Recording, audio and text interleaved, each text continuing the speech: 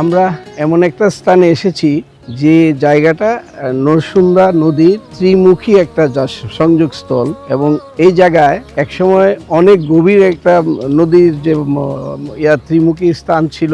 এখন এই নদী খননের নামে এই জায়গাটাকে প্রায় করে ফেলা হয়েছে এবং এর এক পাশে হলো নান্দাইল মূল বাজার, আর এক পাশে হলো প্রাক্তন ভূমি অফিস, অন্য পাশে হলো থানার বিল্ডিং। এইখানে পরিকল্পিতভাবে মানুষের অনেক দিনের দাবি যে এইখানে একটা ত্রিমুখী সেতু করা দরকার।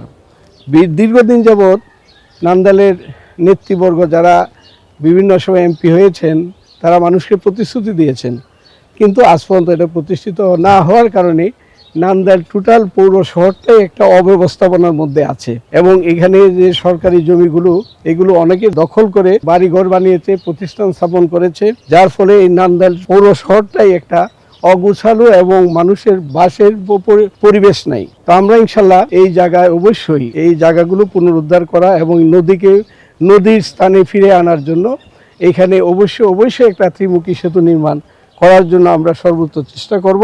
করে পুরা নান্দাইল পৌরসভার মূল বাজার এবং শহরটাকে আমরা একটা দৃষ্টিনন্দন এবং মানুষের চাহিদা অনুযায়ী যে বিষয়গুলো দরকার সবগুলো প্রতিষ্ঠিত করার চেষ্টা করব।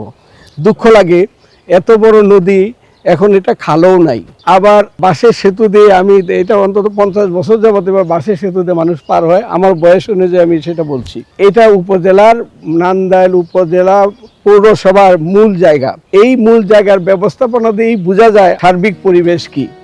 আমরা ইনশাল্লাহ এটাকে প্রত্যেকটা জিনিস তার স্ব অবস্থানে এনে বিশেষ করে নদীটাকে একটা জীবিত নদী তৈরি করে আমরা এখানে ত্রিমুখী একটা সেতুর মাধ্যমে এই পৌরসভাবাসীর দীর্ঘদিনের দাবি, 100 বছরের দাবি, এটা আমরা অবশ্যই পূরণ করব এবং এটাকে সুব্যবস্থাপনার মাধ্যমে আজকে যে অনিয়মের মাধ্যমে রাষ্ট্রের টাকা লুটপাট হচ্ছে এই লুটপাটেরও একটা বিচার সহ এই নদীটাকে আমরা পুনরুদ্ধার করব ইনশাল্লাহ।